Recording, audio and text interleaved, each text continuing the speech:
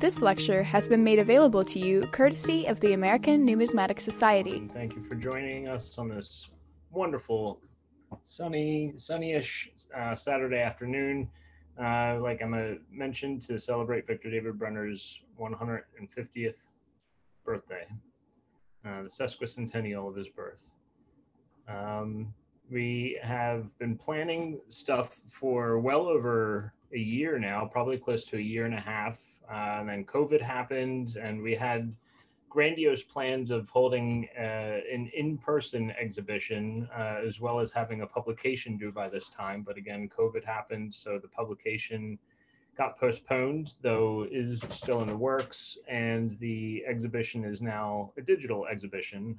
Though when we do plan on having a COAC as well, Coinage of the Americas Conference in September of this year, and at that time we will have a small physical exhibition as well.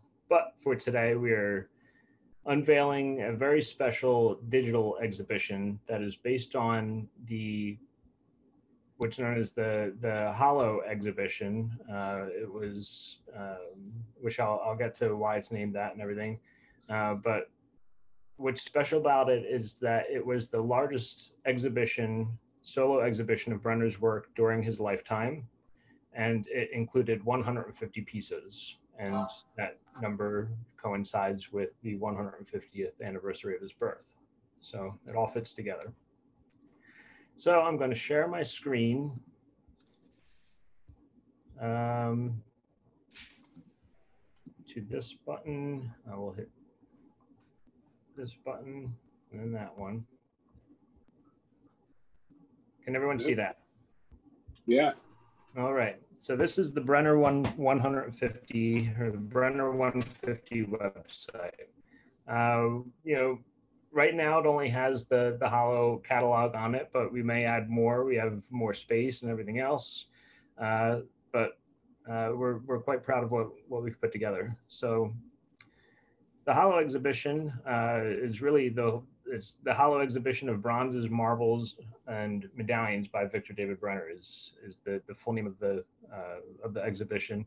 Like I mentioned, is 1912 is the largest solo exhibition during his lifetime, and again with 150 individually cataloged items, makes it a fitting tribute for his birth. A short introduction of Victor David Brenner, whom we're celebrating today. He was born, again, on June 12th, 1871 in what is now Lithuania. At the time, it was part of the Russian Empire. He was initially a seal or a jewel engraver in Lithuania before he traveled to the United States as an immigrant in 1890.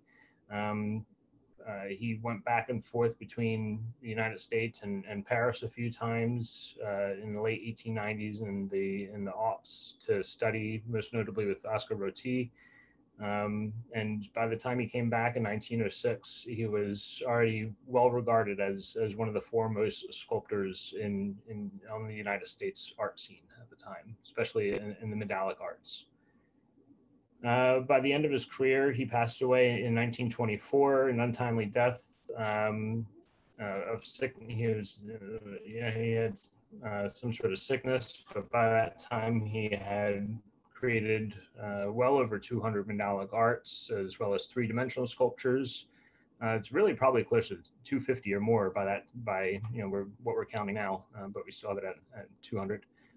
He produced works privately for the United States Mint, most notably the Lincoln Cent of 1909. Mako, the Medallic Art Company, produced several of his works, and several other, turn of the century metal makers, were able to produce some of his works. Some of the early ones, Robert Stoll in New York City is a well-known badge maker. So his work got around in the 35 years that he created works, mostly in New York City. Here are two images, a young Brenner and an older Brenner. It's good to see them both juxtaposed next to each other. Since Arthur Hollow is relatively unknown, we kind of delved into his life a little bit. Patrick, I don't know if you want to talk about Hollow while I scroll through it. You actually wrote this portion of it, so um, if you want to unmute and talk, by all means. I think I'm unmuted. Yeah, I didn't know much about Arthur Hollow, and fortunately, he went to Harvard, and so Harvard publishes those sort of news of the classes where everybody writes about what great success they are, to their classmates, and they publish in these volumes. And so, actually, a lot of this information about Arthur Hollow comes from the man himself. And basically, he once he graduated from Harvard, he decided he wanted to start a cooperative society in New York, modeled after the co-op at Harvard. And only the difference was he was going to sell art and prints, books. His co-op did some publishing, and they had some pretty high-end clients like Jacob Henry Schiff and J. Pierpont Morgan. He had a colleague in the co-op that sold rare manuscripts. That's where the connection with Morgan came in. But they also did exhibitions and things like that. They did an exhibition of the work of the sculptor Joe Davidson, and things like that. So if you scroll a little bit, so you can see this is his advertisement. In this one's from 1899. He graduated Harvard in 96. This one shows kind of what he was pitching the co-op as. What happens is that, and he records this in a subsequent volume of the class notes for Harvard, that his father-in-law, who's actually Isaac Stern of the department store fame, is very ill. So the family asks him to abandon his own business to support Stern and help him, who's in the with the stores. But Stern dies within that same year, and so he's the executor of the estate. And when he's done with that, he goes ahead and forms a new business, which this time is now Hollow and Company. And he joins with another print dealer, and they take up an office in what is known as the Windsor Arcade, which is on at 569 Fifth Avenue. Building is long gone. Go ahead. The other thing that's neat about Hollow and researching him was I found on his draft card in 1918 that he claimed to have two employers, himself and the American Red Cross, and that he was assistant to the head of the Red Cross in the United States at the time, which also was the time of the big influenza pandemic. So it's interesting he was engaged in that. All right, this is the Windsor Arcade, which is a pretty incredible looking Beaux-Arts building. It was built in 1901, and it was completely gone by 1921. At the time Hollow moves in, the northern half of the building had been torn down for a department store, and then the southern half of the building remained until 1921. This building was never meant to be a permanent building. It was supposed to be temporary. It's designed after the Paris and London arcades. And it's full of art galleries and stores, Steinway's in there, things like that. And it was basically there to keep the property generating revenue while the owner figured out what to do with it. It had been the site of the Windsor Hotel, which had burned down, I think, in 1899. Go ahead, Jesse. And then Hollow was in business for a really long time. Many different names. After World War I, he does change his name from Arthur Hollow to Arthur Harlow. So he starts showing up with that name after the war. The exhibition itself was actually virtually staged in Hartford, Connecticut. Just a few weeks prior to this, it was Samuel Putnam Avery Jr. Had it staged. He was living in Hartford, and he staged it with the Hartford, the Athenaeum. The Wadsworth had at what was called the Morgan Library at the Athenaeum.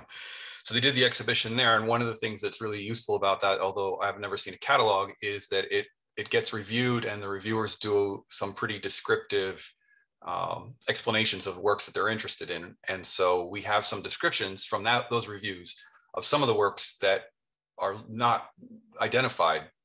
And so those have been helpful in us in identifying works that were in this subsequent exhibition. What's sort of bizarre about the exhibition itself is that it opened on April 15th, 1912, which might immediately bring certain things to mind. If you're historically minded, here in Boston, it's the opening of Fenway Park. But for everyone else, it's the sinking of the Titanic. And the Titanic hit the iceberg early in the morning, the day the show opened. And one of the people, unfortunately, on that boat was Frank Millet, who wrote the introduction to this catalog and who wrote, it was also the introduction to the Grolier catalog. So sort of a bizarre coincidence that this came out the day Millet died in the North Atlantic. And it's a bizarre coincidence. So here's the newspaper of the day the show opened, where obviously they're aware that the Titanic hit the iceberg, but no real awareness of the scope of the tragedy. And then the next day, you can scroll up, Jesse, and see that's that's some big news. And it was huge news coverage for weeks and weeks and weeks. And this little exhibition was only a couple of weeks long. So you wouldn't think that it would get covered in the newspaper, but it did. It actually got a review in the New York Times during all this Titanic coverage, which is kind of amazing. Go ahead, Jesse. Keep going. People can spend more time, so I don't want to eat up the time. But the review is positive. There are about 6 works that the reviewer singles out for praise. And then here's a copy of the review itself as it appeared. And there's links to all these also on the website, although the Times images are behind the New York Times paywall. But we have them here, at least they're visible here. Keep going, Jesse. And then there's the catalog itself, which some who are interested in Brenner's work may have noticed that Dick Johnson uses hollow numbers in cataloging the works, as well as the standard Smedley numbers and the IECM International Exhibition Contemporary Metals numbers, the Grolier catalog. Smedley's really the standard. And I think one of the things that I took away from this we were working on it is that trying to use hollow numbers to catalog Brenner's work is futile because the exhibition uses multiple iterations of certain works, and they all have different numbers in the catalog, but they're actually, they should be cataloged together, and you'll see that as we go along. But one of the things we wanted to do is make that catalog accessible. It's impossible to find, so the copy that's at the library at the A&S has been scanned, and you just download it here at the bottom of the page.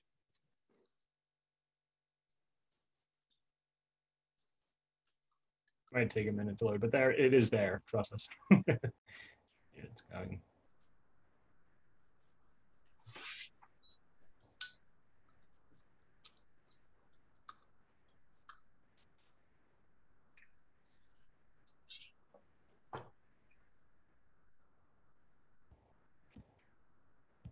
So here's the catalog itself.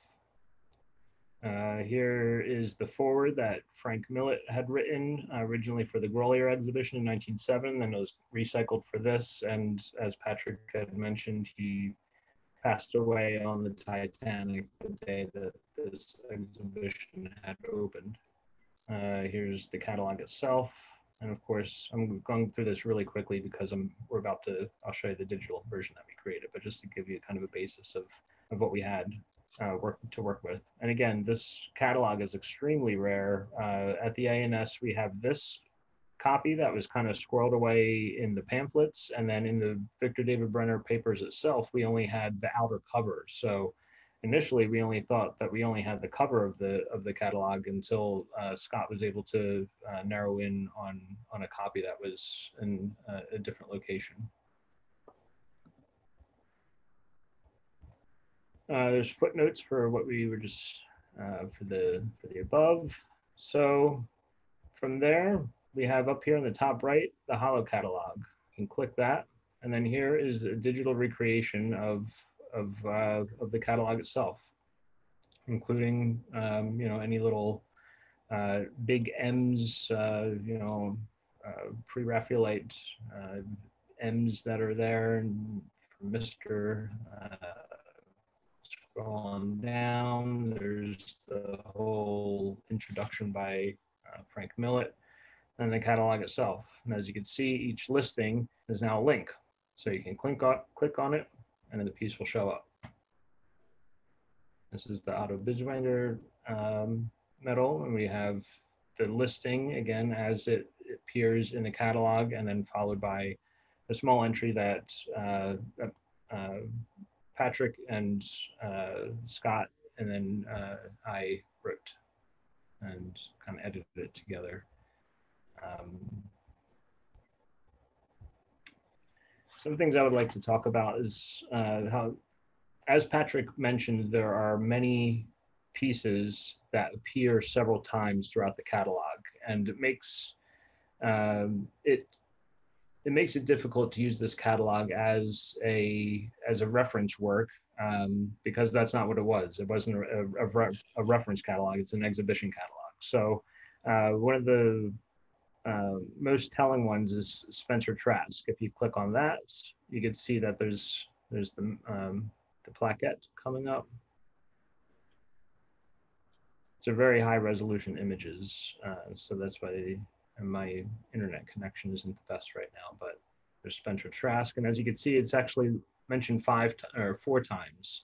Numbers 5, 11, 111, and 112 all relate to Spencer Trask. So if you have a Spencer Trask medal, you can't necessarily say that it's hollow number 5, because it's also hollow number 11 and 111 and 112. And number 11 and 111 in particular are especially tricky because they say the exact same thing. What was physically represented at the exhibition itself in 1912 is impossible to know at this time. So we kind of took all the relative, the same entries, lumped them all together, and kind of showed you just one piece along with a description of said piece.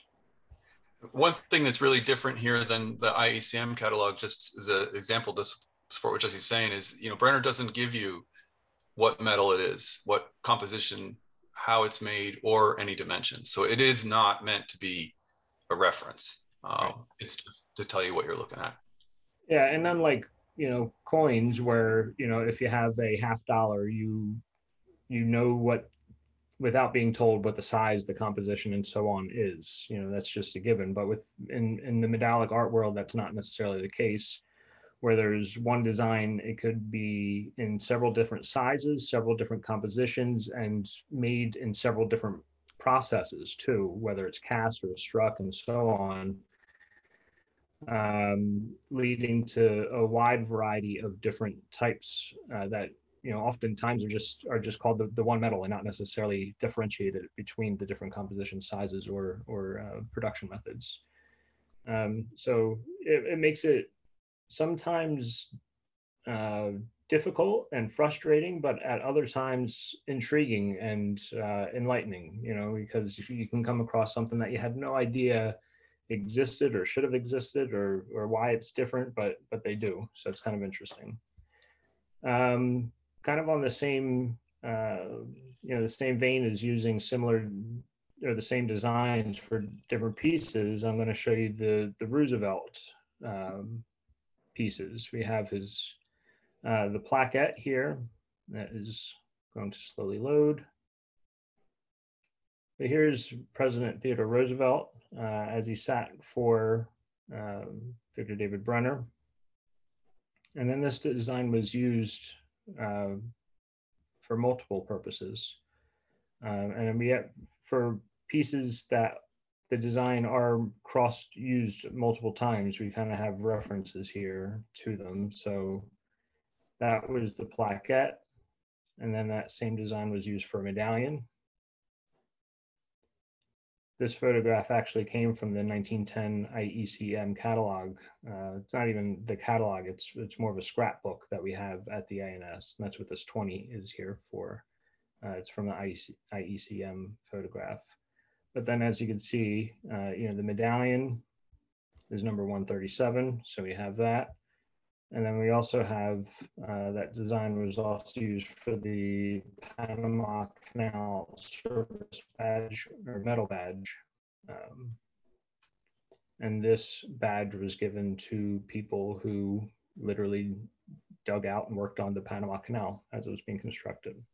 So since those three designs are the same design but used in very different context, we decided to give those three different listings as opposed to kind of clumping those together in one, because the pieces themselves were used in different contexts for different reasons, and they weren't simply just, you know, different sizes of essentially the same piece. And as you can see, even though there's only one metal, there's two listings for this, and one is, you know, the obverse and the reverse. So that again, you know, makes it very difficult to use hollow numbers as catalog numbers. But again, that's not the purpose of the hollow catalog. It was an exhibition catalog only. It's also kind of interesting that as you go through the catalog, you see that the reverse almost always comes first in the listings in numeric order. And very rarely do two pieces are their numbers directly next to each other. They're usually split up. Even 103 and 105 with only one number between is actually quite close. Sometimes there's 20 or 30 pieces in between the two.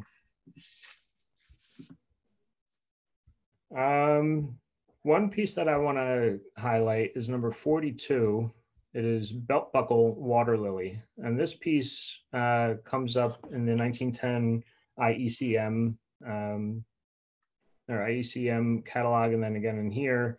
And we never knew what it was until we kind of, you know, I kind of found, you know, I know that the scrapbook was known, but I kind of rediscovered it.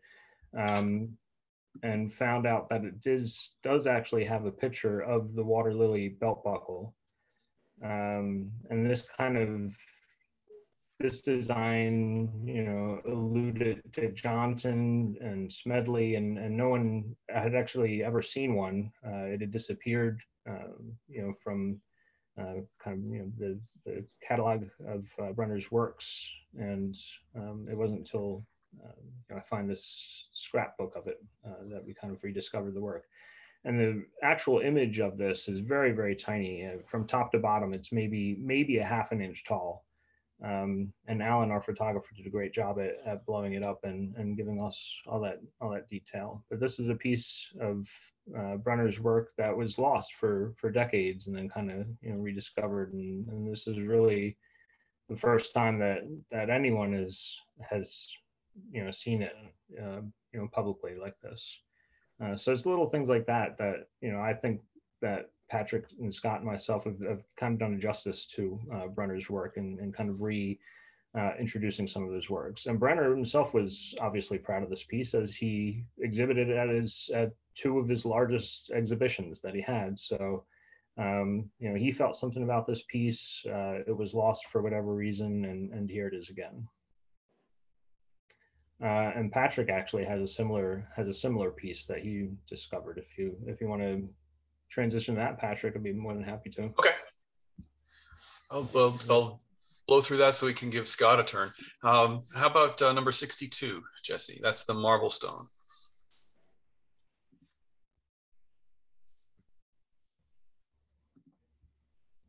So he exhibits his portrait of Elias Marblestone throughout his career, although he models it in 1897 before he even goes to Paris to learn modeling. And I don't think anyone's known what it looked like till we finally found an image of it. And so there is an image from the scrapbook that Jesse was just talking about, but there is one other image, which is that I found that sort of got us here. And if I can take over the screen, does somebody give it to me, or yeah, okay. All right, so Scott had sent a link to the Pennsylvania Academy of Fine Arts archive page, which is pafaarchives.org, and there's actually a lot of great stuff here if folks want to make a note of it. And you know, I did a search for 1909, and we had been looking at the 1909 exhibition at Pennsylvania Academy of Fine Arts, which Brenner exhibited quite a few works at.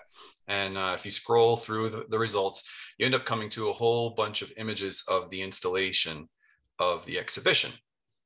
And so I thought, well, you know, if I took the exhibition catalog, which is similar to what we were just looking at, I found it, you know, easily on the Internet Archive, and this one here, you know, I could maybe find something next to some of Brenner's works that I knew or could recognize, if not Brenner's works themselves, because they're often so small, and then count, you know, 2, 3, 4 to try to get to Marblestone and see where it was or what it might have looked like, even scale of it. And so, you know, you can see there's a lot of results for Brenner. There's 14 different sort of clumps of his work throughout this exhibition.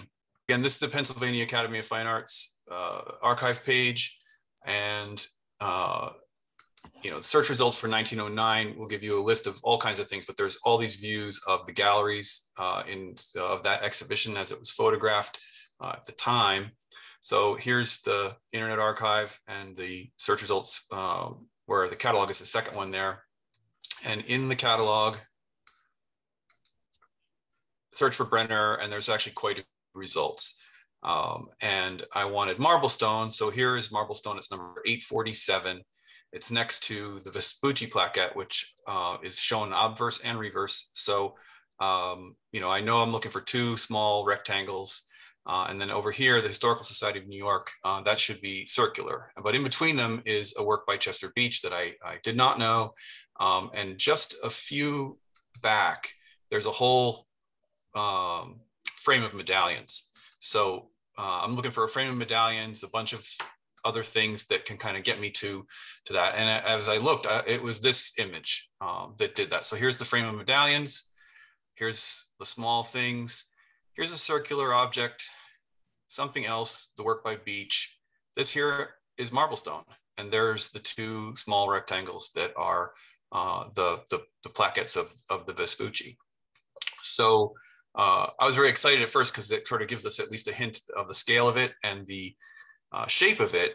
But then I thought, you know, what is this River's Return to the Sea by Beach? And maybe there's a photograph, you know, a standalone photograph of it from the exhibition, because I had seen some sculpture in the search results previously, and there was. And so there it is, and there's Marblestone on the wall in the back.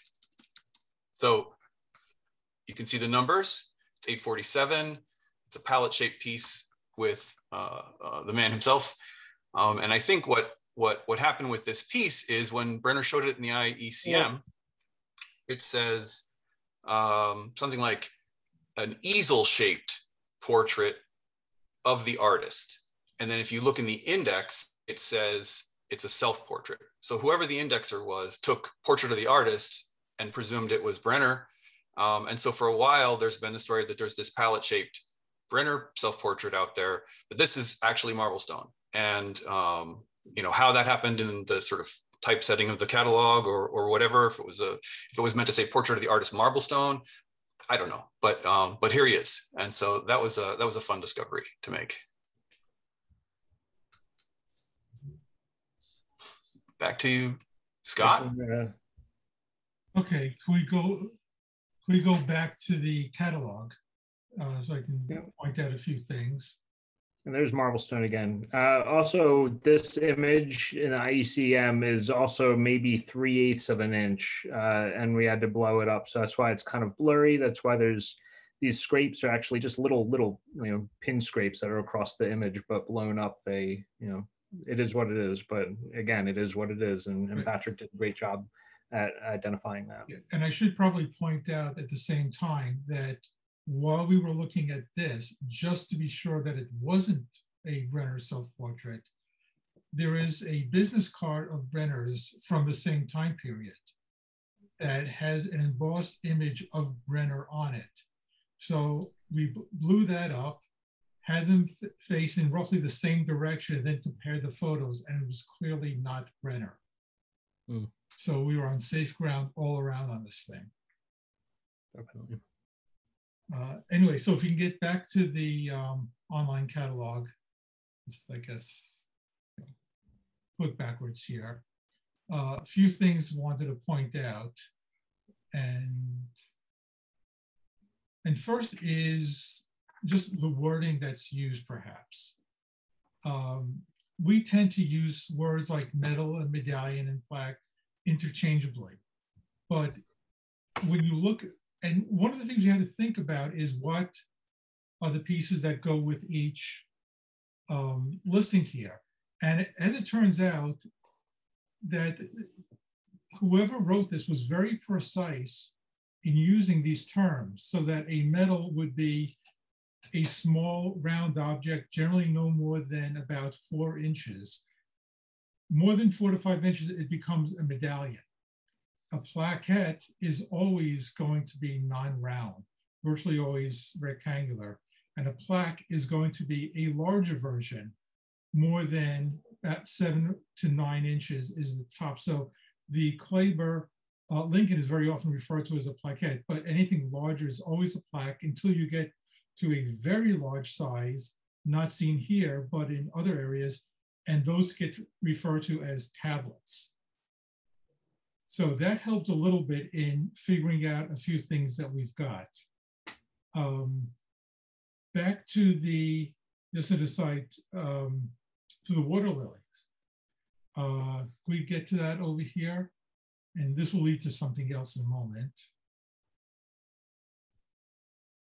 Yeah, we can open that up.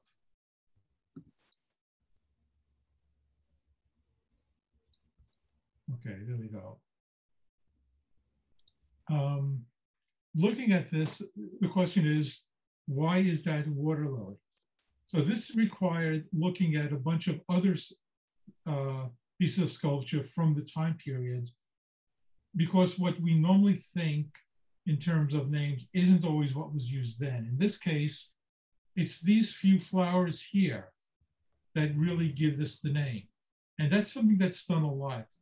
And we'll see that in a moment, that a nude statue given a classical name is going to be done and almost regardless of any attributes within the statue.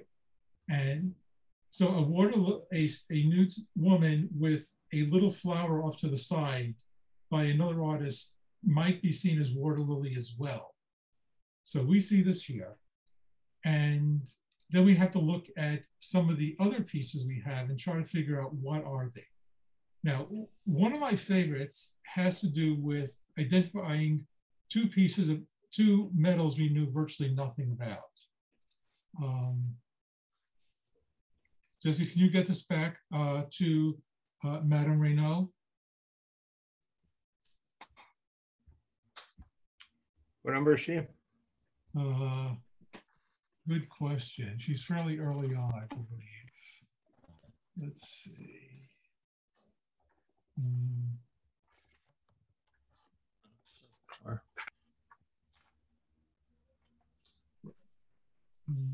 Well, it's going to be Madame Renault, it's going to be de Montier. So let's look at de Montier first. We just passed him. Stop. But here's Dr. de Montier. It's a 1905 plaque, and we know nothing about him. I mean, he's listed, he's wearing medical garb, surgical gown, it looks like. And we have the date, but we know nothing besides that, and he's listed in absolutely no reference that we could find, even though the piece itself has been pretty well documented since it was made. Then we can go back.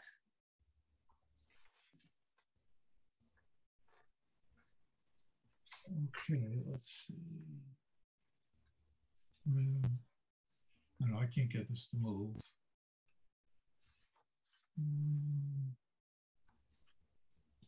Probably easier for me to just look at a hard copy. I hate to say it. No. In any event. 51, Scott. 51. Okay, there we go. You're almost there. Almost that.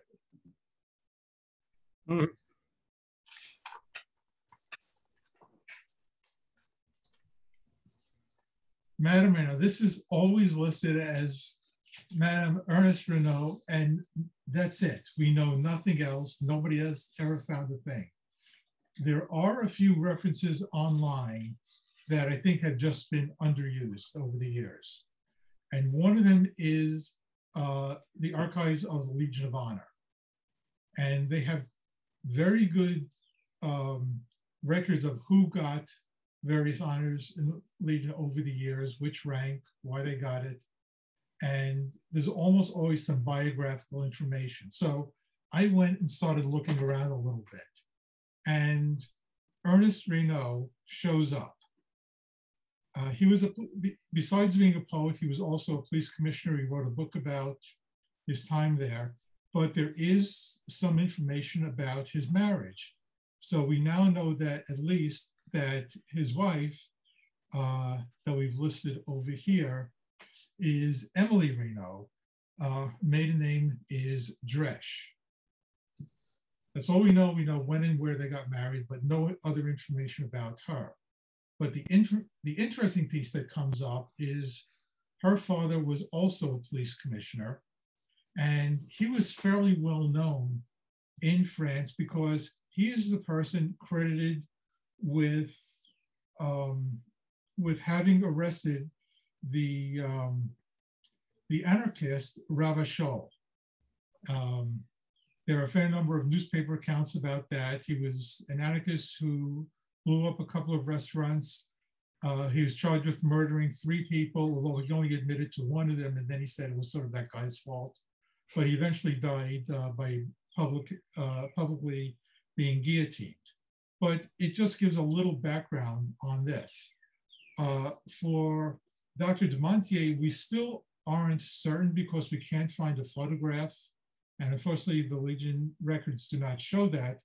But there is a front runner, and that is a former Army doctor who, after his 20 or so years in the Army, went and opened up practice in Paris. So we have starting points to start looking around, and hopefully eventually we will be able to confirm Dr. Dumontier. One of the other pieces that we found very interesting is Collis Huntington, who shows up several times in this. And let's see.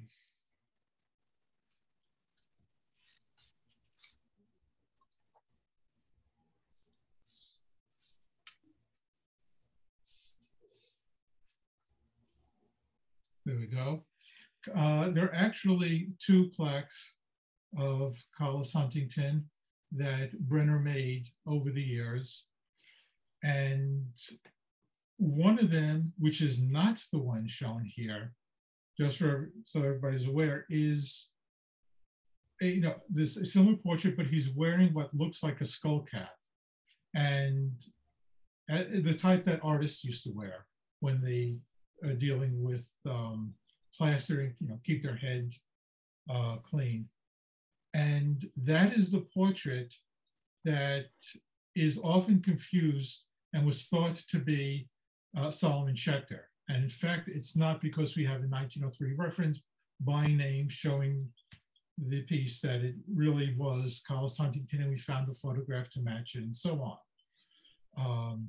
But again, it's going back to the archival records help out a bit.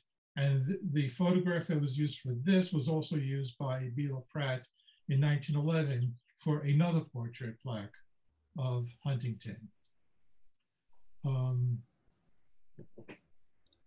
Does anybody else want to jump in, or should I just go on? You can keep going, Scott. Keep going, okay. Let's go towards the end a little bit if we can get back to this.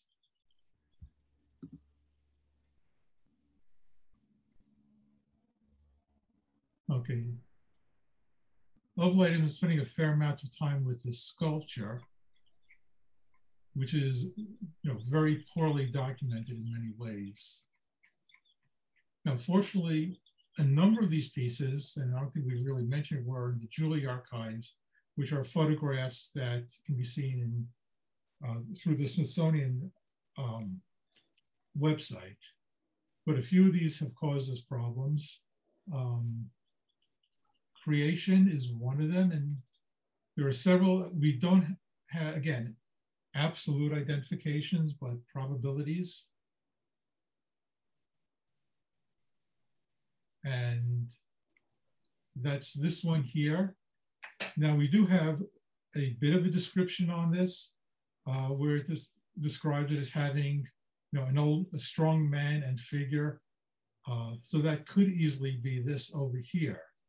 But in terms of creation, if I can get you to share my screen a bit, not that one. You can share your screen now. Yeah, I just want to pull it up here first. Okay, if I can. There's share screen. Okay. So if we can see this, the image, trying to decipher the image here was a bit of a problem until I realized the similarities between this figure and this one from William Blake print of The Ancient of Days, which is a pseudo creation myth. Again, showing this godlike figure with the compass here. And that's what we've got here. And looking at the Blake imageries and the writings about what this could possibly mean, decided that using the most simple approach is probably the easiest. And if this is a creation myth, similar to Blake's, and there is a very close relationship here, just the initial genesis of, God created the heavens and the earth would probably make the most sense in describing what this is. So my freshman college class paid off after all these years. Scott, if you want to pull up the site and show whatever pieces you want to from your share screen, that's perfectly okay. Okay, this is actually the beginnings of a talk that I'm going to be giving at the New Jersey Numismatic Society. A few of the others on that, maybe, again, using the Pennsylvania Academy records, womanhood was a problem from the beginning for us. We knew Brenner actually did a fair number of busts over the year. Those are statues somewhere. These aren't all of them, but you see there are quite a few busts. They're all over the place.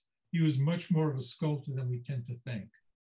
But in deciding the womanhood, that was a fun one because we know there was a bust from this newspaper article in The Sun, December of 1908. And we were able to, again, in the Pennsylvania Academy of Fine Arts, we found that that's over here. And there's a slight enlargement of it. And in the catalog that we have, the Halo catalog, it refers to it as from the Toledo Museum, which really doesn't do anything for us. But the Toledo catalog, which I was able to get through the help of the curator there, is listed as womanhood. So we know for a fact that womanhood was shown in Toledo a month or so before the Halo catalog. And we also found that in this Pennsylvania Academy exhibit, we see it here, we see it here. So Patrick and I really congratulate ourselves. We were really able to do this. We got it, and it's great. And I happened to mention this to a collector I know, Chris Bach, who I hope is on here today, who said, of course it is, and he sent me these images that he had of it. So great to show that we're right, but it's also there are so many things out there that we don't have. But happily through his kind offer, we are able to use this on the website. Do you have the website up? Go to it if you do. I have it up, and give me a second here. Back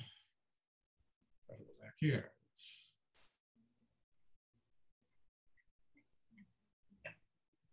And here, as you can see, it's bronze bust. So it was a bronze copy of a reduction of a marble bust in Toledo Museum. I think you might have just shared your presentation, not your whole screen. So we're still looking at Womanhood. Well, 1 second. Let me. No, I don't want that. Let me get out of my screen, and which I don't quite know how to do. Okay, so I just stopped you from sharing screen. So just here. 1 second. That's okay. Yeah, stop me from sharing screen. And Jesse, can you pull up the catalog? There's creation. Now we'll go back to and it's the next to last. Again, I'm sorry. It's at the very bottom of this. There she is.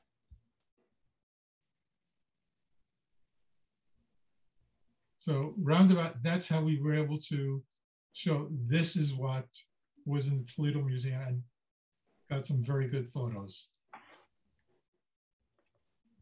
So I think one of the main points that all three of us have really tried to make is that even though Brenner is a well-known sculptor and medalist, and the Hollow exhibition was his main solo exhibition of his career, really, the biggest and the most extensive. A lot of things are still unclear as to even what the pieces are that were exhibited to begin with, and it took some digging around. I'm not going to lie, it's mostly Patrick and Scott making a lot of these connections. That made it possible, and I really think that we're making major headway on the Brenner catalog of his known works. And unlike a lot of medalists, there isn't yet a complete catalog of known works by Brenner. There have been some great attempts. Smedley by far came the closest, and Dick Johnson's online data bank, expanded on that. But it's still just not complete.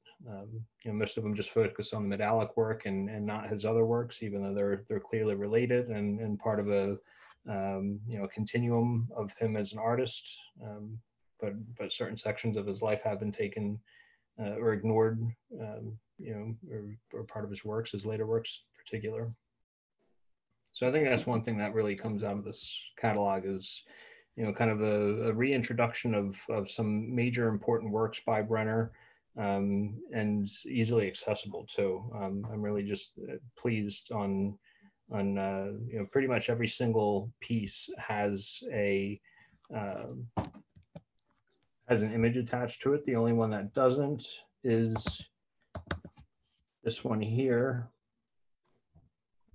Ivory carved relief set in gold, and even though we don't have an image for that, we think that it might be related to this piece here, the shepherdess plaque,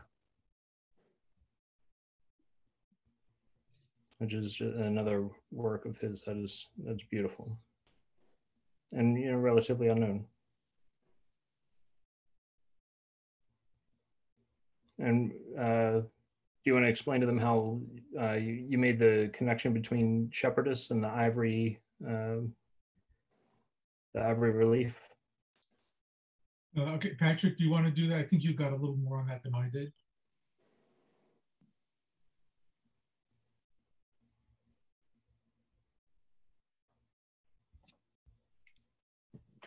Patrick, you there? Sorry, I was muted. There's a lot of traffic. There was a wedding announcement in the New York Times, and there a long article about who Anne Reed was and who Victor Brenner was. They'd been together for 2 years, I think it says, and that when they married, that he gave her an ivory plaquette on a gold chain that it was his own creation, and that it depicted a shepherdess. So this is the only shepherdess we know of right now in Brenner's body of work. And it is certainly very possible that he carved an ivory version of this and mounted it as a gift to his new bride.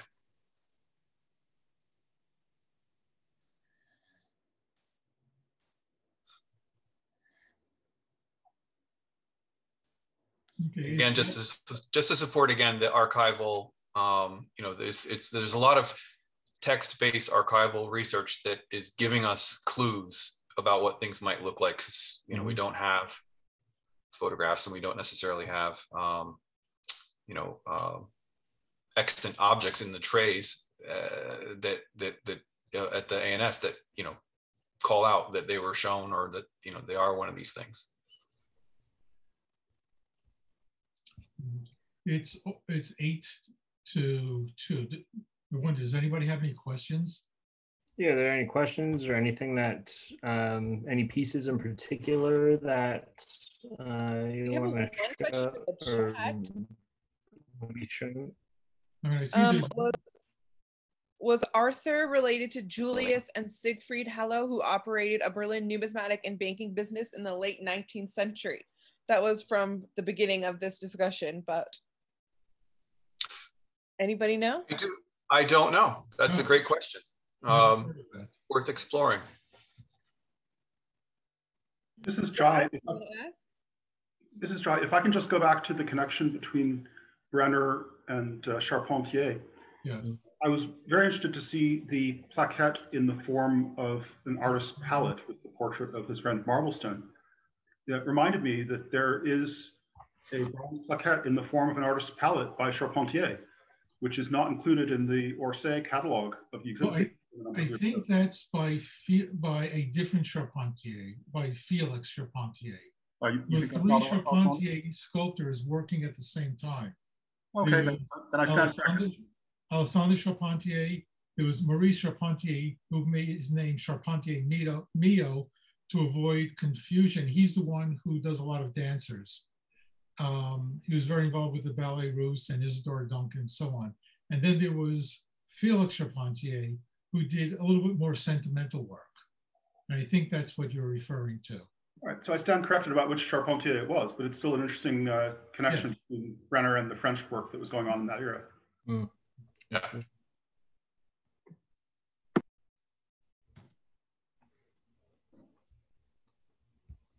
Any other questions? Aware of the round tablet of Lincoln in the lobby of a local high school? Yes, we are.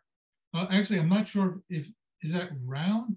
I know there is at Washington Irving. It's yes.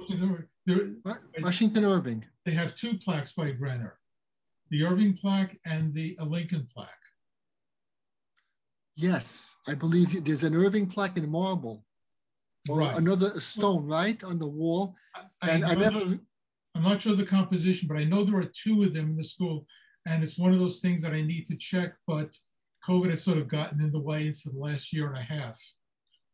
The Lincoln, the one in metal, is large. It's round. Yes. And it's basically the obverse of the cent, and it's very large. It's tablet form, so I know the diameter is probably over 15 inches or something. Right. I do have records on that, but I haven't had a chance to go and see it for myself. Yeah, the school is being renovated. I'm not sure what's going on. There's, all kinds of things on the facade and everything, but it's a beautiful, work. And it's missing Liberty in 1909, but it's at VBD, and I go there for concerts on Saturdays once in a while, and it took me a few years to realize that there's this beautiful portrait of Lincoln in the lobby. It was put up around 1912 or something like that. Yeah, right here, Jesse's showing, this is the model for the cent, but Brenner that's the one in the lobby of the high school. Brenner did quite a number of Lincoln portraits. He did the 1907 Kleber plaque, which is the one we see a lot.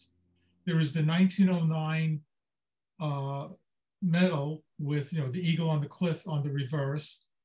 There is, in 1915, he did another large round Lincoln, and that, as well as a companion Washington piece done several years later, is at at the, I think, a city hall, a town hall in Pittsburgh.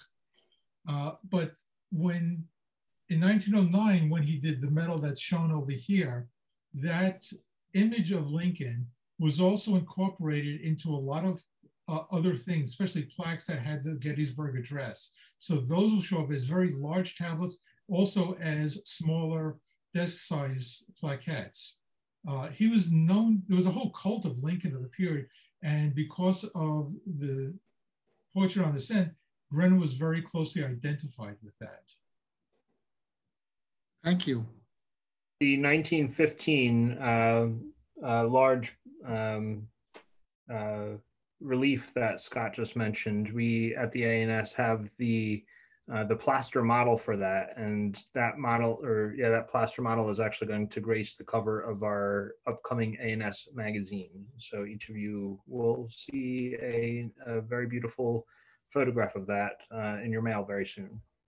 For that issue, Scott, Patrick, and myself co-authored a piece on Brenner to, as part of the sesquicentennial celebrations of his birth.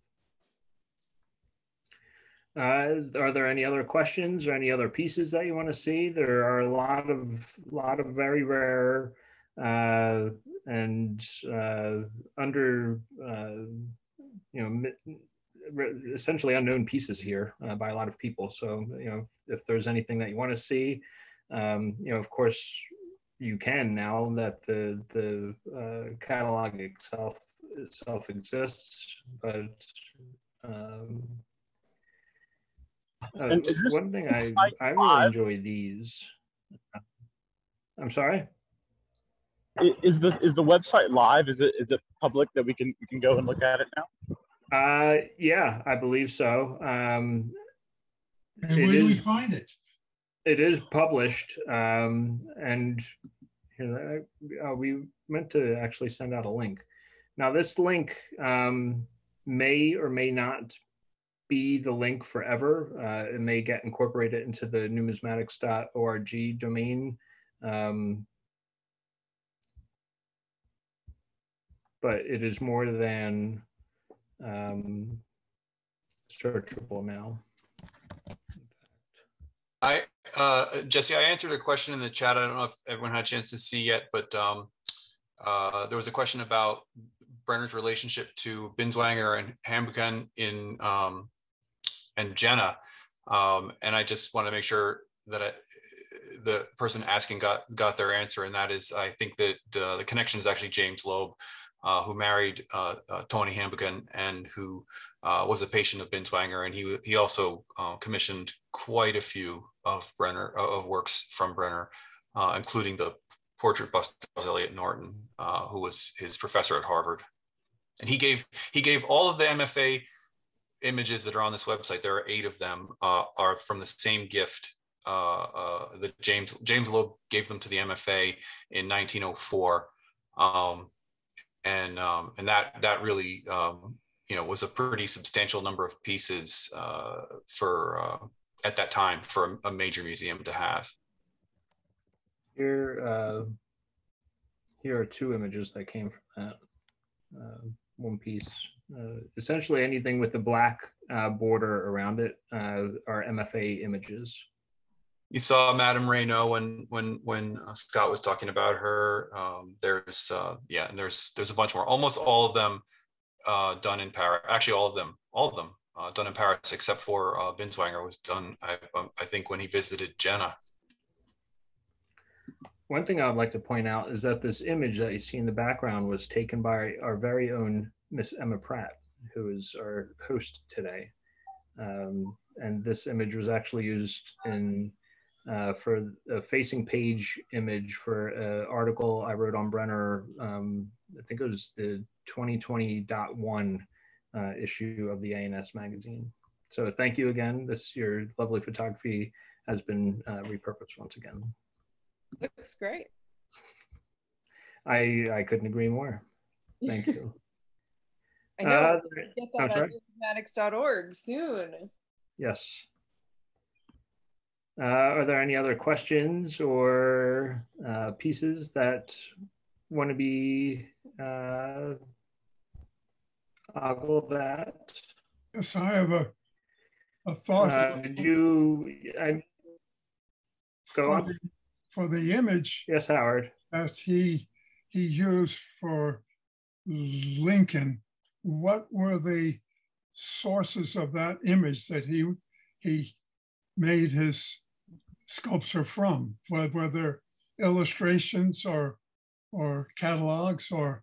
He used several different sources. In the Brenner papers at the ANS, we do have a few images of Lincoln that are known to have been owned by Brenner. And one of them in particular is, one of a shot of his about, the head is about human, 1-to-1 size. And if you actually tilted at the right angle, you can see pencil tracings around it that I conjecture are, what he traced to begin, essentially his model moving forward, and made that tracing and then started applying, wax or clay to it. But it's a very interesting piece, and as far as I'm concerned, that is the photograph that Brenner used. Are there any documents saying as such? No, but it was done by Brenner, and it does have pencil tracings around it. Right. I think there is some documentation that at least one of the photos came from the younger Norton. Yes, and there's correspondence where I think that there was a Matthew Brady photograph that actually belonged to Rupert Norton's father, Charles Eliot Norton, that I already mentioned, the Harvard professor. So there's a connection to the Nortons in that as well. Yep. Right, and Brenner, of course, did 2 portraits of Rupert Norton, one which is in this exhibit. Mm-hmm. Scott, the Norton connection comes through Loeb, as I understand it. Do we know how Brenner and Loeb became close? Is there any record on that? I don't really know, but I think Patrick's one.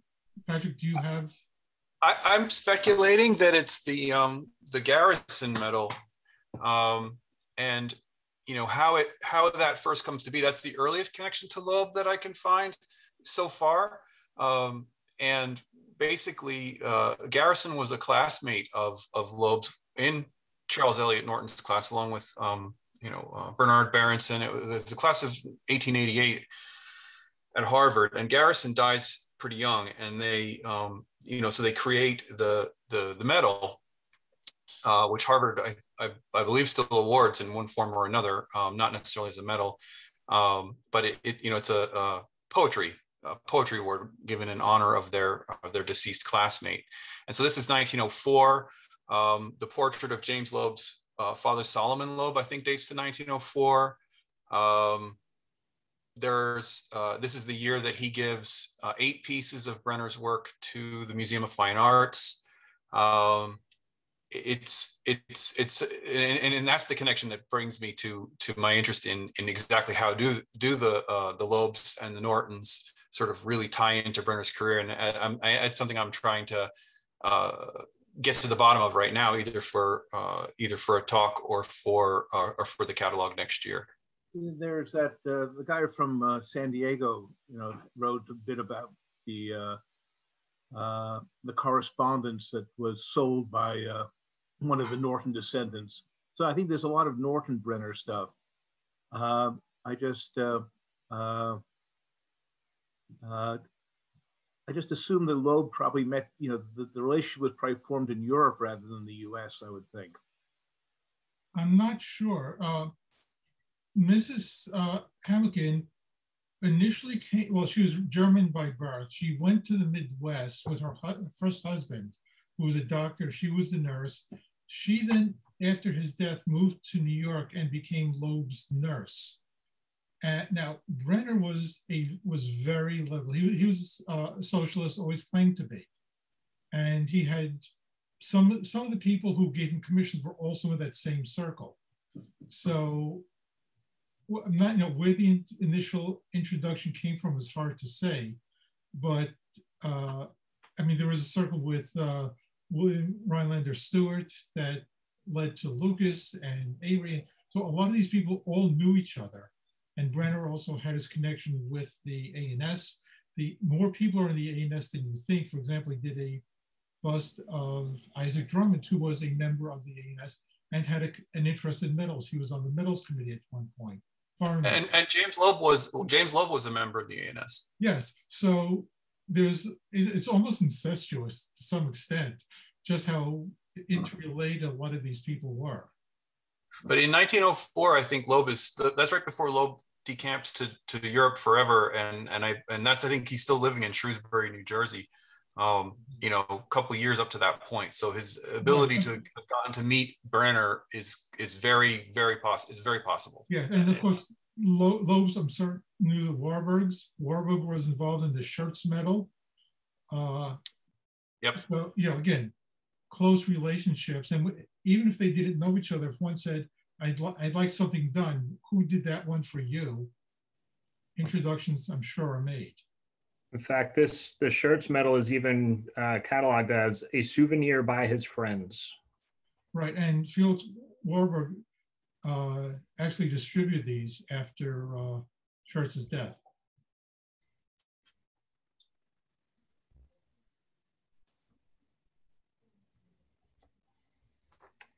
One thing I would, the A&S medals of Brenner's work that we have really come from two main sources. This one, I would like to point out that anything with the 1987.147 accession number came from David Litt, who was Brenner's nephew on his wife's side through Anne Reed Brenner.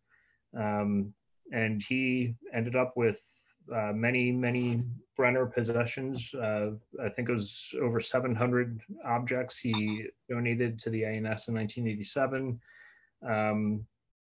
Including many medals, most of which are definitely works by Brenner and help us attribute some of his works. But some of them we know that are absolutely not Brenner's work. So everything that was donated wasn't necessarily by Brenner, but definitely owned by Brenner at one point. And then another source of Brenner material was Brenner himself. As we mentioned, Brenner was a member of the society, and a lot of the times he donated materials as he made them. And this is one of my favorite pieces by Brenner, the football medal. It's a really cool piece. I mean, it's no bigger than $50. He engraved it directly into the die. It's something that you can see that he's proud of, as the description literally says, football medal cut directly on the steel die. So, you know, he himself was very proud of the details that he was able to put into it. And he donated this piece. Oh, it's just coming up. And he donated this piece to the A&S himself in 1894.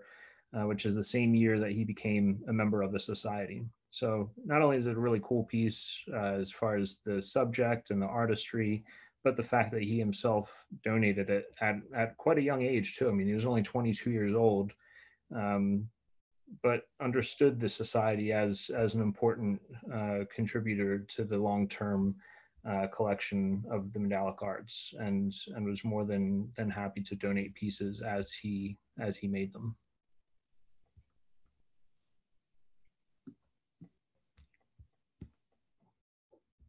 And you can see here 1894.59. The donor is listed as Victor David Brenner, which is very cool. And he did that for decades thereafter. Are there any other questions or comments or pieces that you want to see?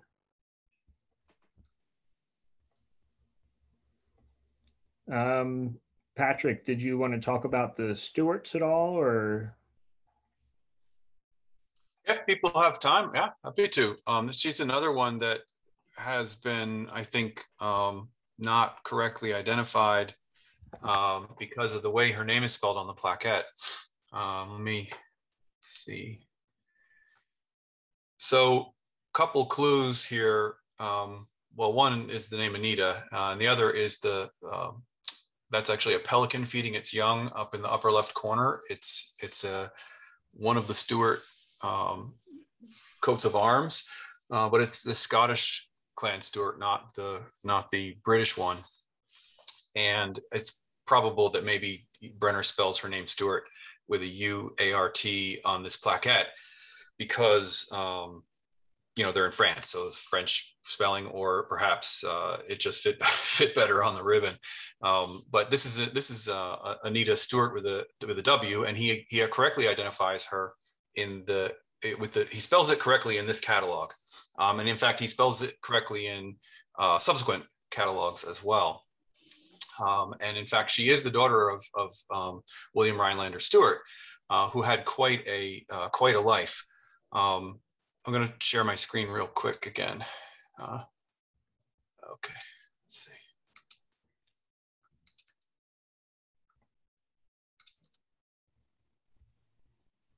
All right, is that visible? Yes. All right, so this is Anita Stewart. And in 1912, at the time of this exhibition, he spells her name correctly, but he also puts a little note on there. It says, her favorite flower at the bottom. It's almost like he doesn't really give personal commentary on his sitters, but he's sort of saying like, oh yeah, I know her, and in fact, she's actually one of the most famous people in the world at this time because of what happens in her life and her marriage. And she's actually married, as you can see there, to the prince of the pretender to the Portuguese throne. And the way that comes about is kind of interesting.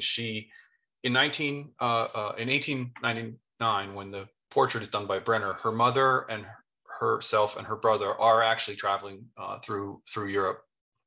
And of course, Brenner did the Charities and Corrections badge for her father. So there's that connection there. And what happens is the mother has had a long time platonic, supposedly, relationship with a guy named James Henry Smith, who was called Silent Smith. He was a big real estate developer in Manhattan, and he inherited, I think it was $50 million from an eccentric uncle in London, which is $1.6 billion in equivalent money today. So he was one of the richest people in the world, and he was notoriously reclusive and quiet.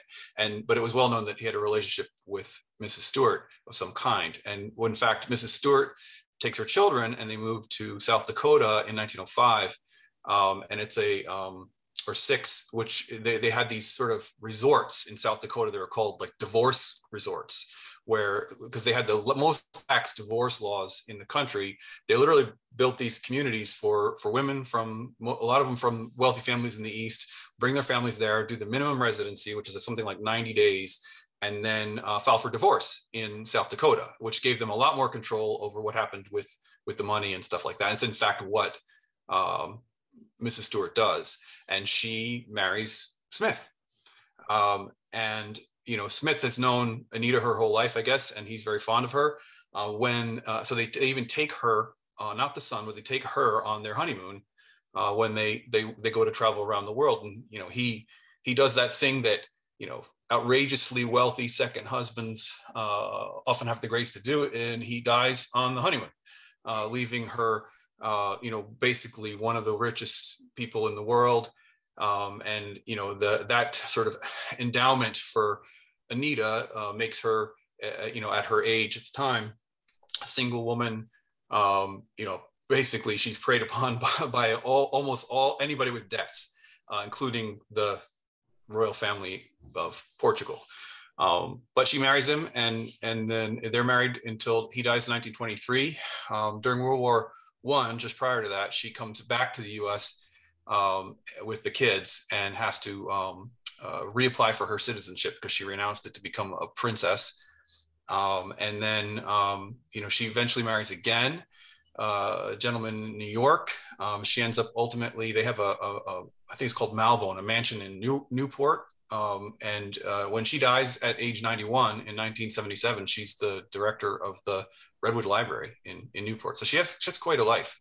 But just to show some images, there she is at 13, and then I think the pictures around it are her in her early 20s. But you can see the resemblance, or at least I believe you can. What else did I have here? And then Scott found this and shared it with me. But this is William Rhinelander Stewart, a medal that he had made in 1928 by Paul Manship, and you can see that in fact the family does use that Stewart crest with the pelican feeding its young. So we've I hope given her identity back. And as Scott said, you know, and Jesse, we're still working away at some of the others.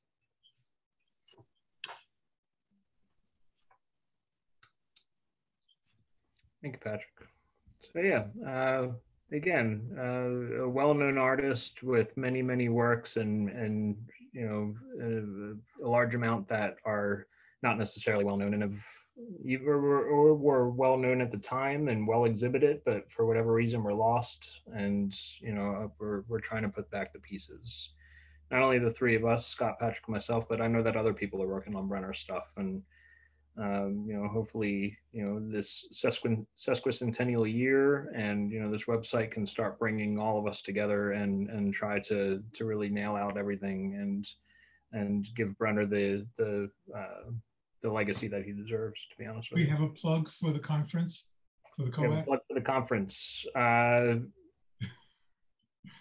We're hosting a COAC, a Coinage of the Americas conference.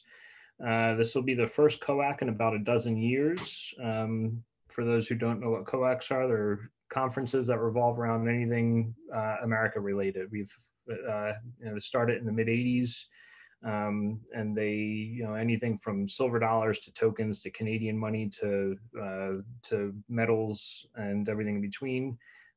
For the sesquicentennial year, we're focusing on Victor David Brenner. If you would like to participate as a speaker, there is still plenty of time. The deadline is July 1st to submit any proposals for papers. And, you know, if it's July 2nd or 3rd, we won't, you know, shun you away by any means, but please do submit proposals. It's going to be a great time, a great historical experience for someone who is considered one of the greatest American artists during their lifetime and whose work still holds true today. Thank you so much. Absolutely, Emma. Thank you. And thank you for being with us today, Patrick. This was fascinating. Thanks for having me. This is great. Great fun. Yeah, well, those you know, still wanting to hang on. It does seem that Siegfried was Arthur's uncle, and the family, at least his cousin Charles, moved to the UK and changed his name to Harlow in June 1915. So this was one of these Battenberg, Mountbatten type changes during World War I, and presumably the whole family went along with it. Cool. Neat. Thank you for watching the American Numismatic Society's YouTube channel. Don't forget to subscribe. And if you like our online resources, publication, and events, you can support the Society by becoming a member. And don't forget to check out our book and eBay stores. The links are below.